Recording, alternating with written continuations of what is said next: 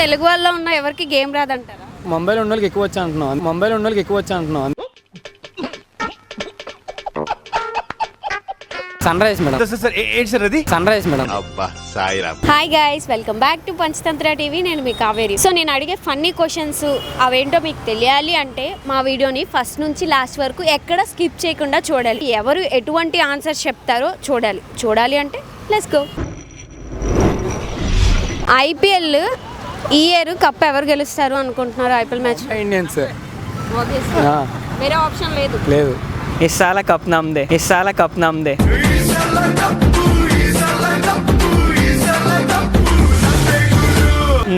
Next year cup మాదే, ఈ year cup మాదే అంటుంది ఆర్సీబీ. యాక్చువల్లీ ఇప్పుడు మంది తెలుగు వాళ్ళు కదా, సో మనం తెలుగు వాళ్ళకి కదా సపోర్ట్ చేయాలి. మరి ముంబై వాళ్ళని చెప్పి వాళ్ళని వీళ్ళని ఎందుకని అలాగా?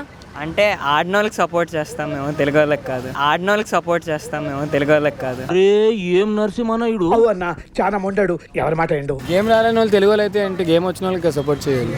అంటే తెలుగు వాళ్ళలో ఉన్న ఎవరికి గేమ్ రాదంటారా? ముంబైలో ఉన్న వాళ్ళకి ఎక్కువ వచ్చి అంటున్నాం. గేమ్ వస్తేనే కదా ఐపీఎల్ ఆడడానికి వెళ్ళారు, కాకుండా వెళ్ళరు కదా ఇంతవరకు. ఐపీఎల్ జెన్యూనా కాదా? మ్యాచ్ ఫిక్సింగ్ బిజినెస్ కోసం చేస్తున్నారు అని చెప్పి అంటారు. దానికోసం మీరు ఏమంటారు? స్పోర్ట్స్ అనేదే బిజినెస్. మళ్ళీ వేస్తాడు. స్పోర్ట్స్ అనేది బిజినెస్, ట్రూత్. అది నిజమే అంటారా? అయితే 50-50 అంటే మాక్సిమం. మనకు తెలియదు కదా అది ఇంటర్నల్.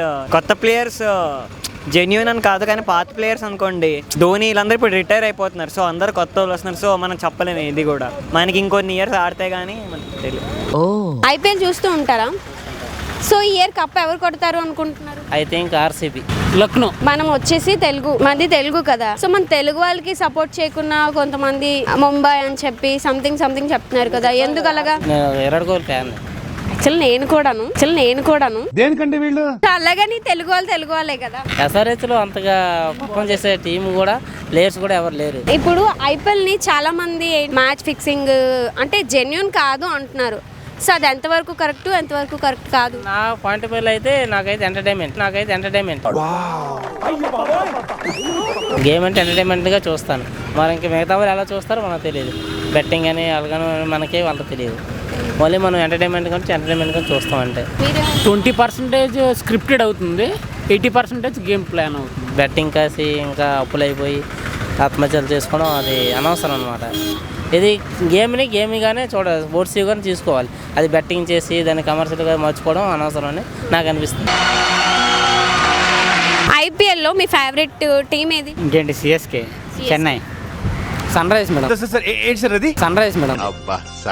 ఈ ఇయర్ కప్ ఎవరు కొడతారో తెలియదు, కానీ చెన్నై కొట్టాలని మాత్రం అనుకుంటున్నాను. ఈ ఇయర్ అయితే రాజస్థాన్ కొడుతుంది మేడం. అంటే ఇప్పుడు మ్యాచ్ జెన్యూన్ కాదు, స్క్రిప్టెడ్ బిజినెస్ కోసం చేస్తున్నారు అని చెప్పి దాన్ని మీరు ఏమంటారు? అంటే జెన్యూన్ అనే ఉంటుంది అన్నీ. అలా కాకుంటే ఇవన్నీ రివ్యూస్ అన్నీ ఎందుకు, మళ్ళీ ఇంటర్నేషనల్ గైడ్లైన్స్ లాగే టీవీలో చూస్తున్నాం కదా, అలా అనుకోవడం కూడా కరెక్ట్ కాదేమో అనుకుంటున్నాను. అదే మ్యాచ్ ఫిక్సింగ్లు అయితే జరుగుతున్నాయి. పక్కా గెలవాల్సిన మ్యాచ్లో